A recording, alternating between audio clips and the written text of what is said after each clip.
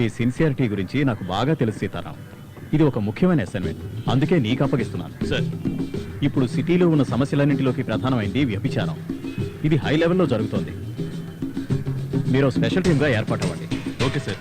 ఇది చాలా confidential matter. ఎట్టి పరిస్థితుల్లోనూ మీడియా దృష్టికి వెళ్ళనివ్వకండి. మీరు ఎనీ టైం నన్ను కాంటాక్ట్ చేయొచ్చు.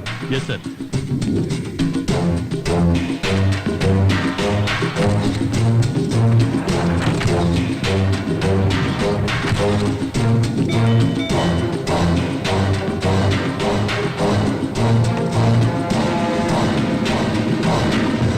రండి రండి, ఏంటి దారి తప్పొచ్చారు? ఏసీపీ సీతారాం గారు వచ్చారు. వచ్చేసారా? ఎంత సిన్సియర్ ఆఫీసర్ అయినా ఈ గూటికి రావాల్సిందేనయ్యా. ఆయన రమ్మని చెప్పు. స్వర్గం లోపలికి వస్తే కదా స్వర్గంలో ఉన్న ఆనందం ఏంటో తెలుస్తుంది.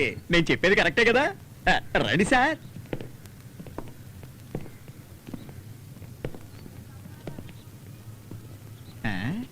ఏంటి ఆలోచిస్తున్నారు? పైన ఐఏఎస్ ఉన్నారు, మీరు ఐపీఎస్ఏ. నా రాశి అట్లాంటిది.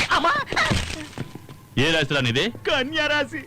కన్యారాశి సార్. కన్యారాశి. మూసుకుని మూల కూర్చో. వాళ్ళు పైకి ఎందుకు పంపిస్తున్నారు? సారో ముఖ్యమైన ఫైల్ చూస్తున్నారు సార్.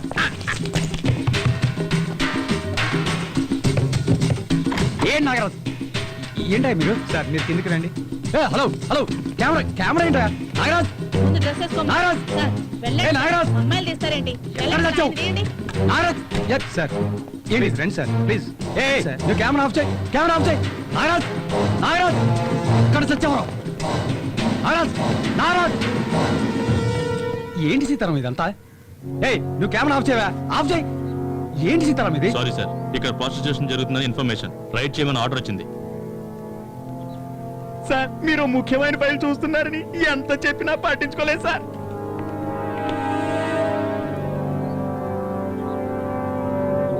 ఇదేనా నువ్వు చెప్పిన ముఖ్యమైన ఫైలు? సీతారాం, నేను కమిషనర్తో మాట్లాడతాను, మీరు బయలుదేరండి. ఆర్డర్ వేసిందే ఆయన. కెమెరా ఆఫ్ చేయవా? హలో సార్, మీరు ఆ ఇంట్లోనే ఉన్నారా? ఇక్కడే ఉన్నారు సార్. ఒక్కరే ఉన్నారా లేక అమ్మాయి కూడా ఉంది సార్. ఆ నాగరాజు కూడా అక్కడే ఉన్నాడా? నాగరాజు ఉన్నాడు సార్. ఆ మన్మధరాజాకు ఫోన్ ఇవ్వు. ఇస్తున్నా సార్. సార్ ఏంటి సార్ ఇదంతా? What's happening? మనం అన్ని విషయాలు తర్వాత మాట్లాడుకుందాం. మీరు సీతారాం వెంట కాకతీయ హోటల్కి రండి. Okay sir. మీరు ఆ మన్మధరాజాన్ని తీసుకుని హోటల్ కాకతీయకి రండి. అక్కడికా? ముందు మీరు తీసుకురండి, చెప్తాను. Okay sir. సార్, మీరు డ్రెస్ చేంజ్ చేసుకుంటే బయలుదేరదాం. వీళ్ళిద్దరిని తీసుకెళ్లి లోకల్ స్టేషన్లో వేయండి. ఫర్దర్గా ఏం చేయాలో నేను మీకు చెప్తాను. Sir please.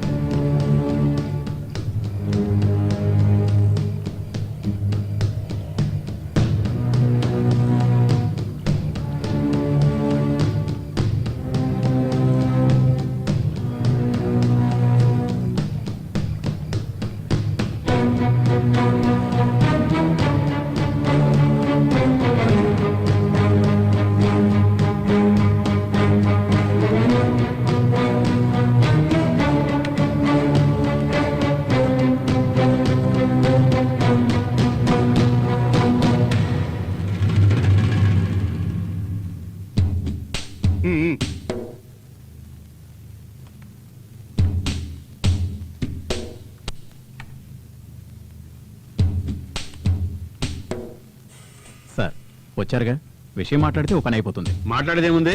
పోలవరం ప్రాజెక్టులో నాకు 20% వాటా ఇవ్వమని చెప్పండి. ఏంటి సార్, బ్లాక్మెయిల్ చేస్తున్నారా?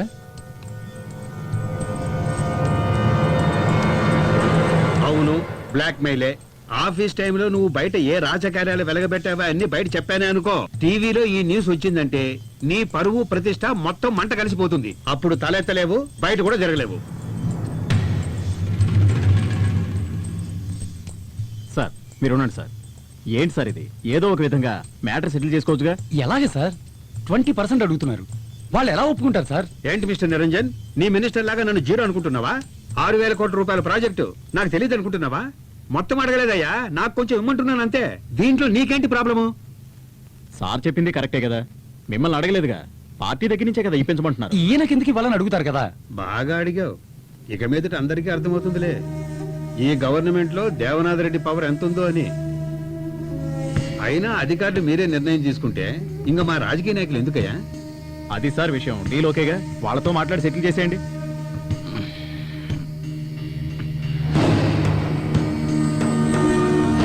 మాట్లాడండి.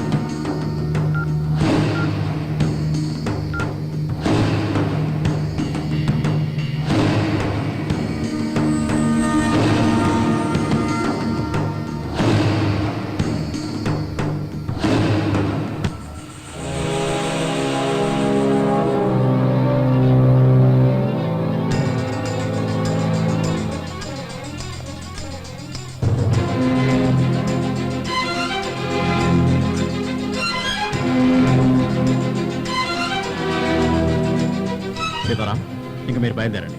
నాగరాజుని ఆ లేడీని పంపించేయండి. ఏంటి సార్ తమాషా చేస్తున్నారా? What you mean? సిటీలో ప్రాస్టిట్యూషన్ ఎక్కువగా జరుగుతుందని మీరు చెప్తేనే కదా సార్ ఒక టీంని ఏర్పాటు చేసి డే అండ్ నైట్ కష్టపడి పట్టుకుంది. పోలీసుల సంగతి పక్కన పెట్టండి. పాపం పట్టుకూటి కోసం పడుబృతి చేసుకునే వాళ్ళ మీద కేసులు పెట్టి లోపలేసి బంగాళాలో వ్యభిచారం చేస్తున్న వాడిని తీసుకెళ్లి మినిస్టర్తో చదువు కల్పించారు కదా సార్. ఛ, చివరికి నాకు ఆ నాగరాజుకి తేడా లేకుండా చేశారు కదా సార్. సీతారాం, ఎందుకు టెన్షన్ పడుతున్నావు? ఈ రాజకీయ నాయకులు ఇంతే, మనల్ని ఇలాగే యూజ్ చేసుకుంటారు. వీళ్ళెవరు సార్ మనల్ని యూజ్ చేసుకోవడానికి? ఆఫ్టర్ ఆల్ రాజకీయ నాయకులు. ప్రజలు ఓట్లేసి గెలిపిస్తేనే వీళ్ళకి పదవి. కానీ మనం సర్వీస్ ఉన్నంత వరకు డ్యూటీలో ఉంటాం. ప్రజలు వీడిని దించేస్తారు సరే, మళ్ళీ ఇటువంటి వాడినే పదవిలో కూర్చోబెడతారు కదా. ఎవరొచ్చినా సరే మనం సెల్యూట్ కొట్టక తప్పదయ్యా. నా మాట విని ఒక సెల్యూట్ పడే. ఏంటి సార్ అంత ఈజీగా చెప్తున్నారు? ప్రాణంగా ప్రేమించి వేసుకున్నాను సార్ ఈ డ్రెస్సు. నీ ఫీలింగ్ నాకు అర్థమైంది. నా సీనియర్ ఏం నేర్పించాడో అదే నీకు నేను చెప్తున్నాను. నీ సర్వీస్ పీరియడ్ని 2గా డివైడ్ చేసుకో. మొదట నీకేం కావాలో ఆలోచించుకో. నీకెంత కావాలో అంత సంపాదించుకో. రిటైర్మెంట్కి మరో 5 ఏళ్ళు ఉంది అనగా సిన్సియర్గా వర్క్ చేయండి. ఆ 5 ఏళ్ళు నువ్వు కోరుకున్నట్టు డ్రెస్ మీద, డ్యూటీ మీద ప్రేమ పెంచుకో. ఇదంతా చివర్లో చేయాలి. అంతవరకు మనం ఉండాలిగా. నా మాట విని సెల్యూట్ కొట్టే అలవాటు చేసుకో. సరే, ఇంక నువ్వు వెళ్ళు. మన డబ్బు డబ్బులు ఎవరైనా ఇస్తారు, పట్టుబడ్డ వాళ్ళని బయటికి తీసుకురావడమే పెద్ద గొప్ప. వేరే పార్టీ దగ్గర ఇప్పిస్తానులే, నువ్వు ముందు వెళ్ళవమ్మా. ఇక్కడ నాకు చాలా పనులు ఉన్నాయి. నువ్వేంట్రా వదిలితే లోపలికి వెళ్ళి తగిలించేటట్టున్నావు? ఎప్పటికే లోపల ఉతికి ఆరేశారు, నువ్వు బండి తీరా.